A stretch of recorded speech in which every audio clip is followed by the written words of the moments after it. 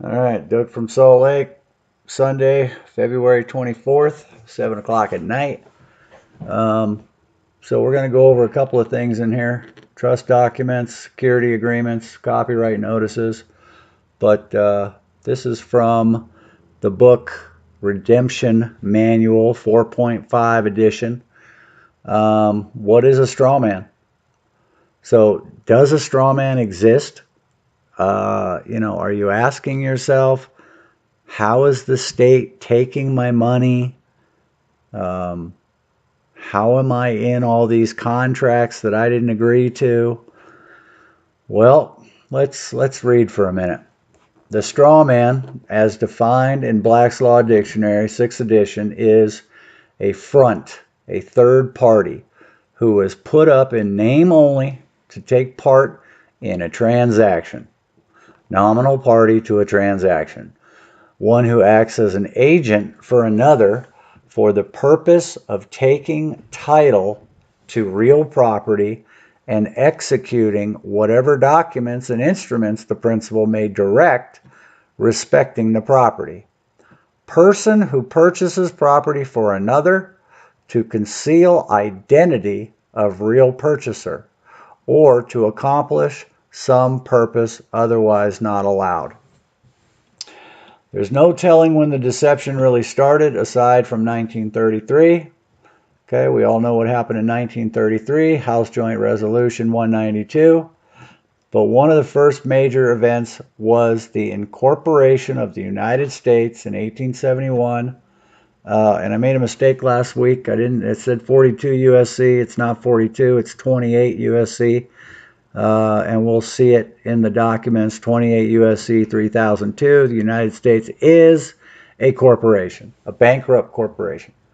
With the final act occurring in 1878, it appears from the statutes at large that this was only the incorporation of the District of Columbia, but in the final act, the phrase District of Columbia or United States is used, making the phrases interchangeable and allowing the United States to operate as a corporation. Okay, so the U.S. is bankrupt.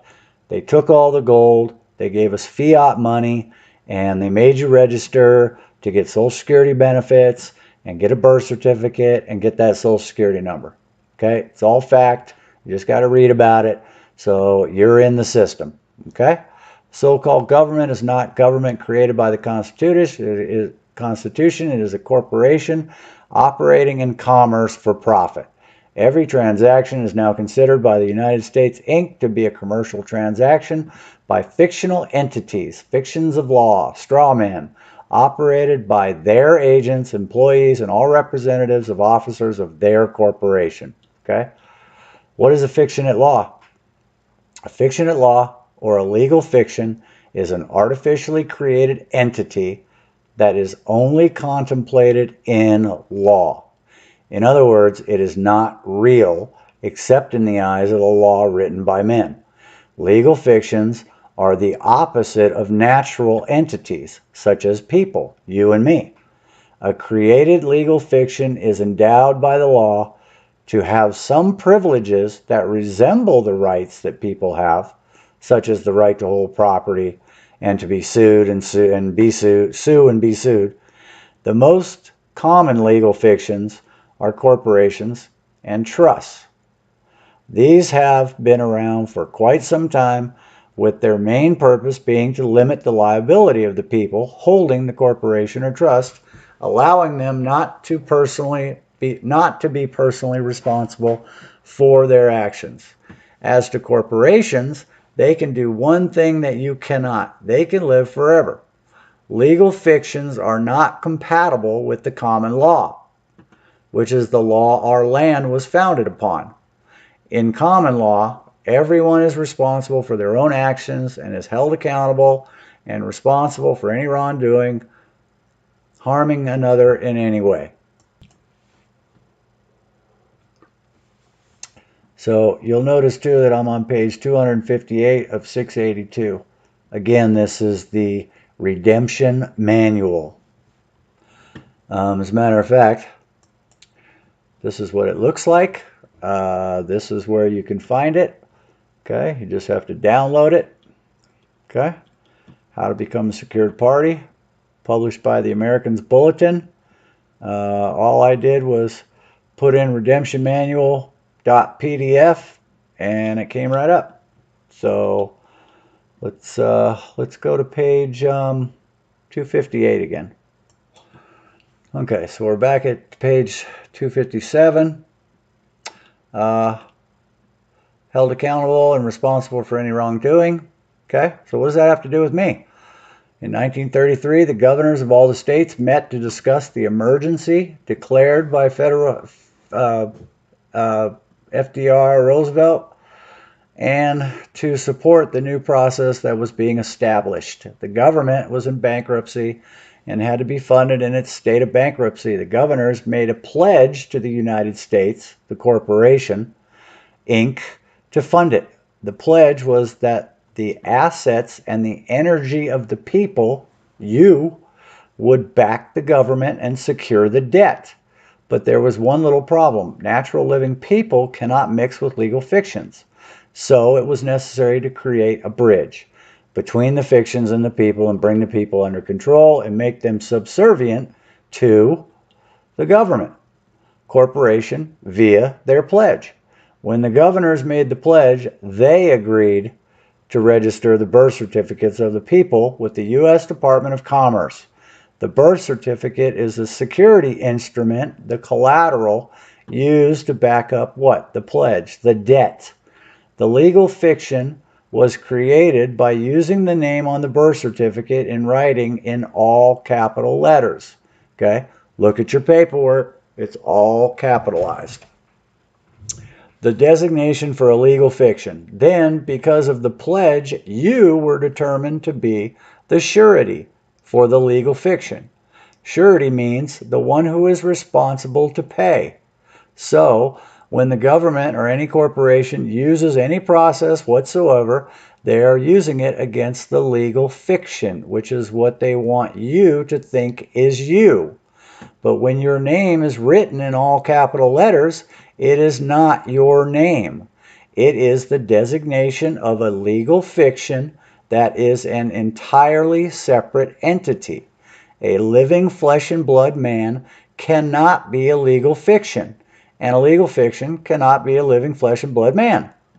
One is real or natural, the other is created by law and is a fiction. It's fraud. It's nothing. It's, upside down world. Whenever a government agency, such as a court, look at your paperwork, determines liability, it is a liability directed to or laid upon the legal fiction or the straw man, since everything is done in commerce with fiction corporate entities.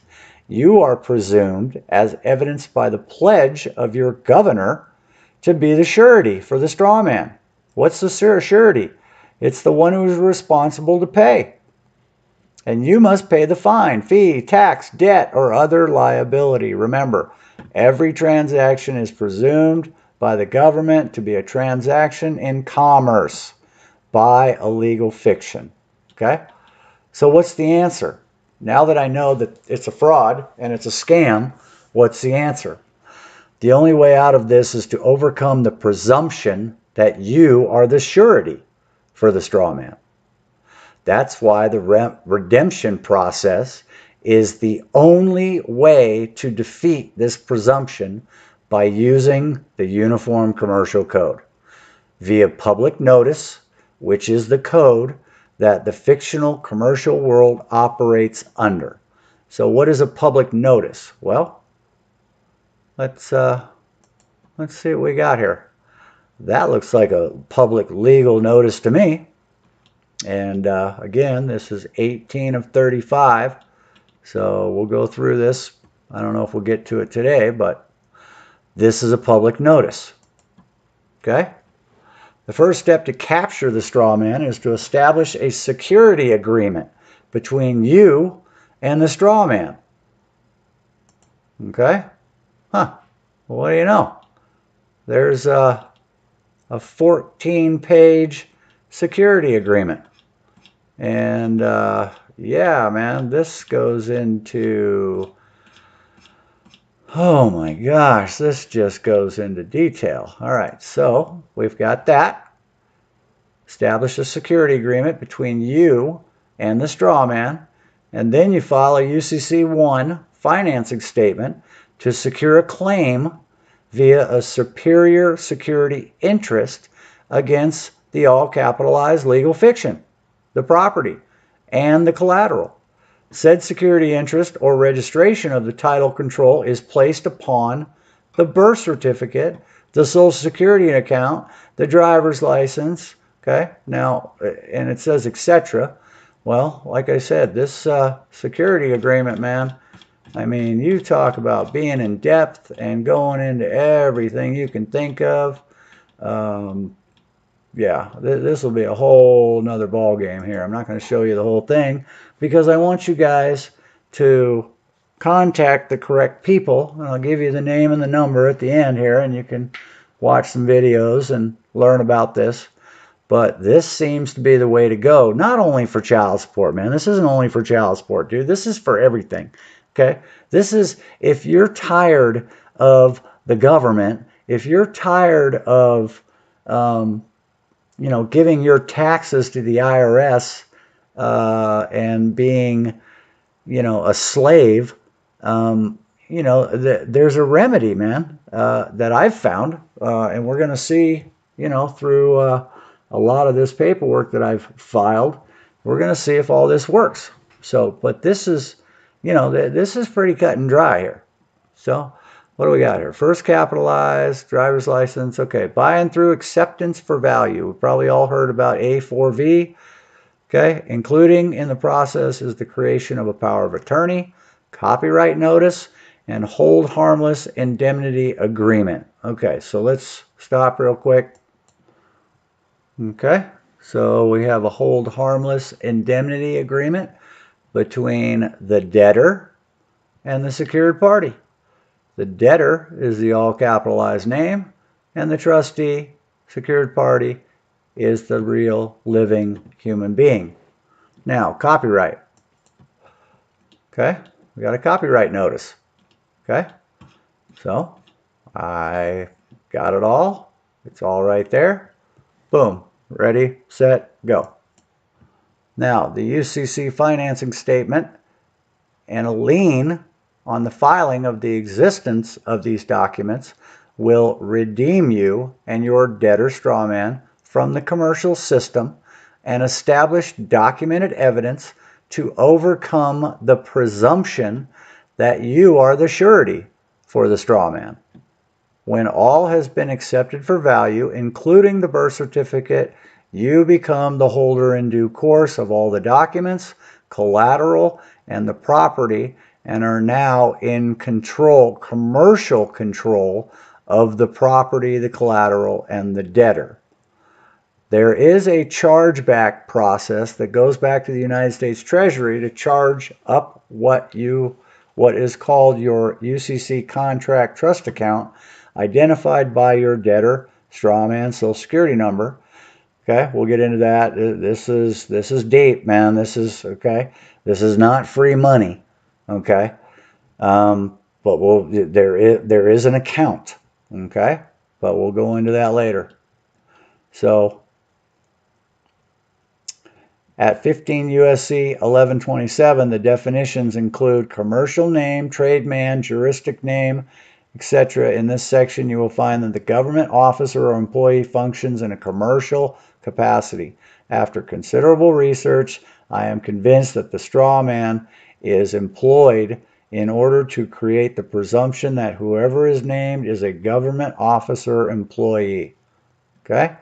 Now go to the IRC section 6331. Levy may be made upon accrued salary or wages of any officer, employee, or elected official of the United States of the District of Columbia, or agent instrumentality of the United States District of Columbia. Okay, so we're getting into the Internal Revenue Code, and I want to show you something else that's part of this paperwork. So part of your UCC financing statement, you will have an attachment A, and you will make very clear what the collateral is. You will also accept for value, exempt from levy, all of your property. You will get several pages of the description of the collateral. And once again, everybody's going to get a notice. There is a hold harmless indemnity agreement, okay? Once again, between you and your trust. You will get Form 56, okay, concerning fiduciary relationships with Steve Mnuchin.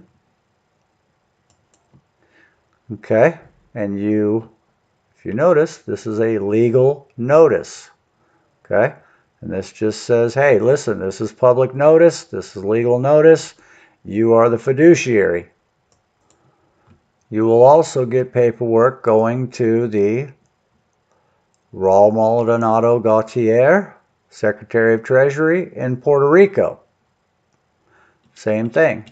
Okay, you will get a notice. Now, we were getting into the Internal Revenue Code. Okay, you are going to file some paperwork about the trust. Okay, and this is going to Puerto Rico.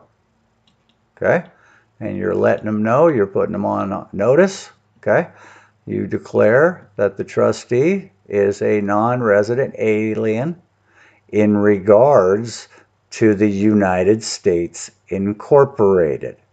Okay, so you're taking yourself out of the system and you're putting everybody on notice. So earlier we talked about you and I have been given to the United States by our governors and our senators and our people. They just gave our property and all of our labor to uphold the U.S. debt. And this is actually kind of interesting. So this is also part of your package. And I wanted to share one thing with you here. I want you to see this is a bond for $100 million. Okay? Now, let me stop here real quick and just show you something. This is not free money. Okay? This is not one of those fucking scams out there where you go out and buy a Lamborghini and you try to accept it for value and I'm exempt from levy, and okay, because you're getting something of value, and this is not, this is not for you, dude. Okay? But this is what I want you to read here.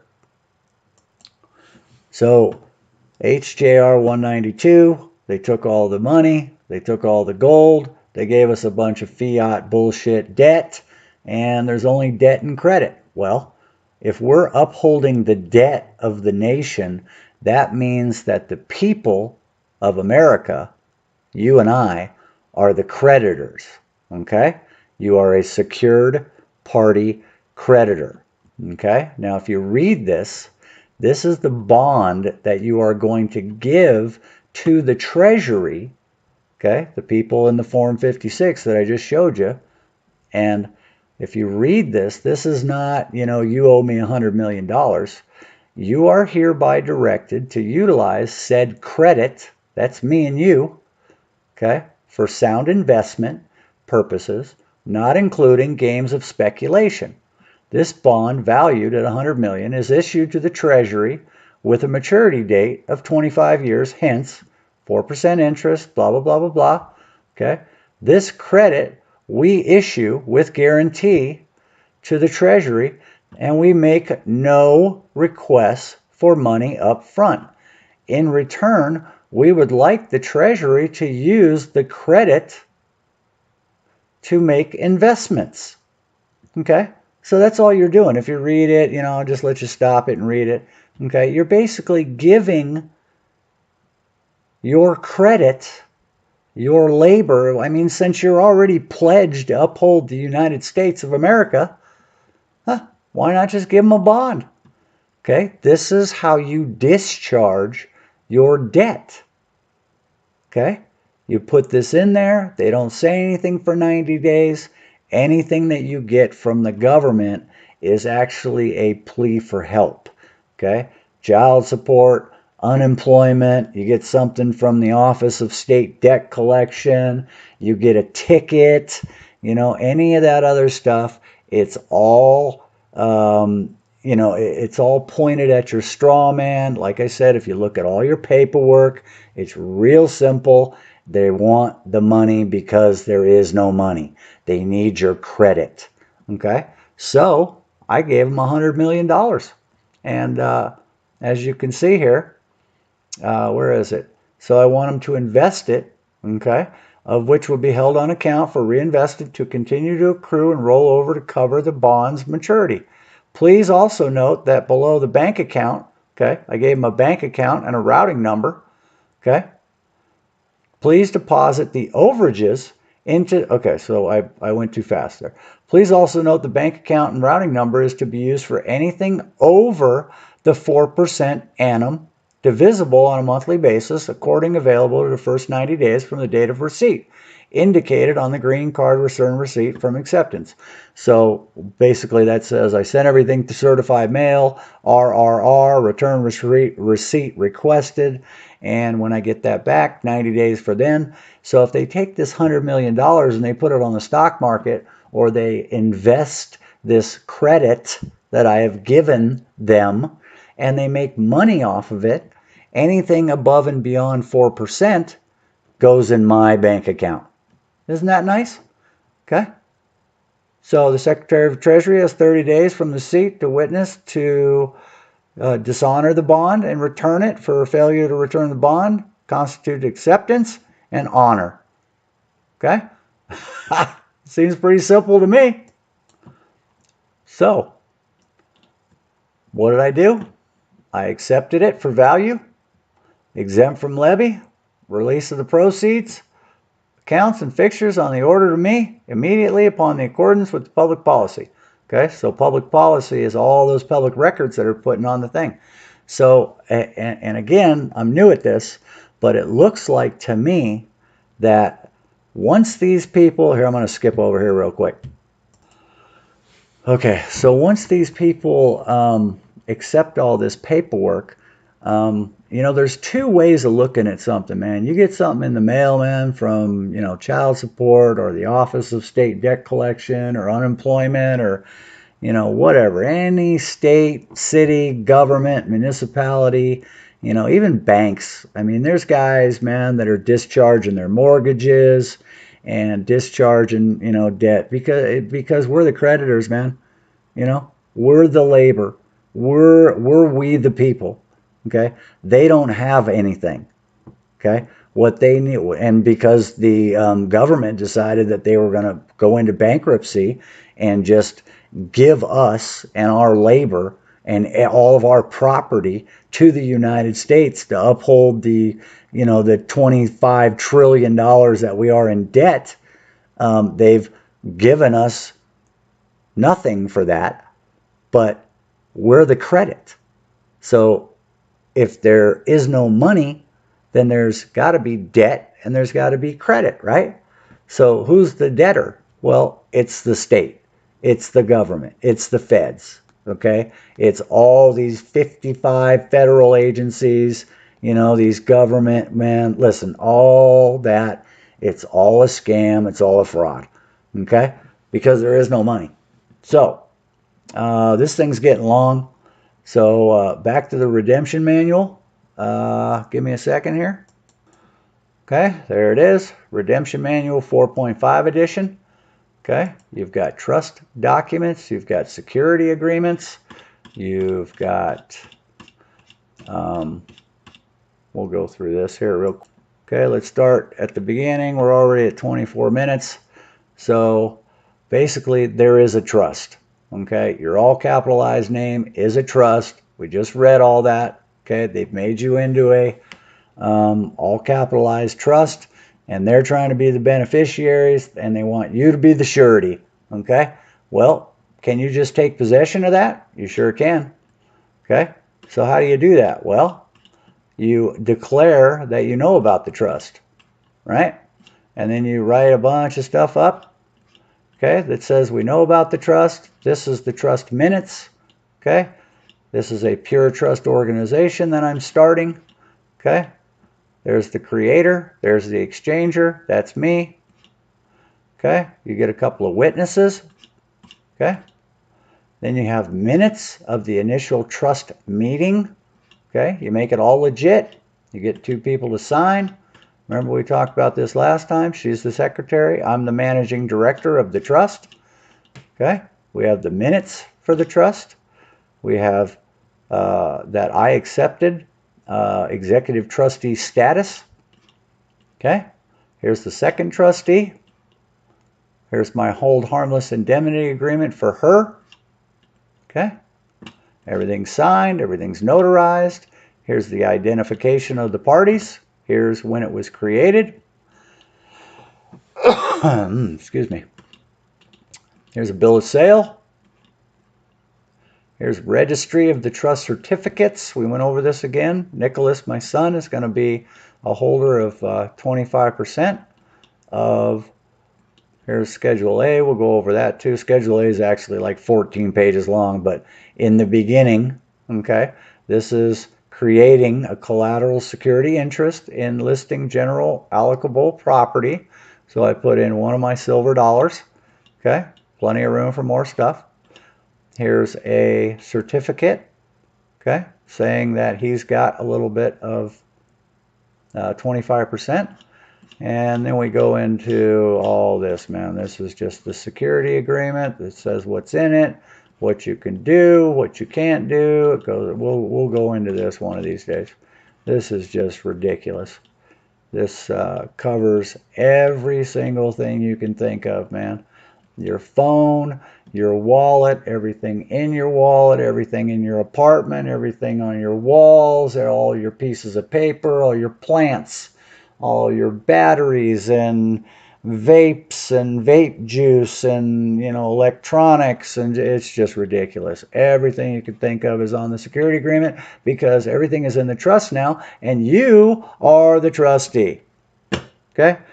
I know that's a lot. So we're at 27 minutes. I hope that helped. We're going to do a couple more of these this week and go over the rest of this stuff. Again, I'm not going to give you the whole thing because if you're interested, you know, there is 35 pages here and there's 31 pages here. So you've got 65 pages of stuff to go through. And I would challenge all of you to get this and read it because, you know, there is a solution. Peace.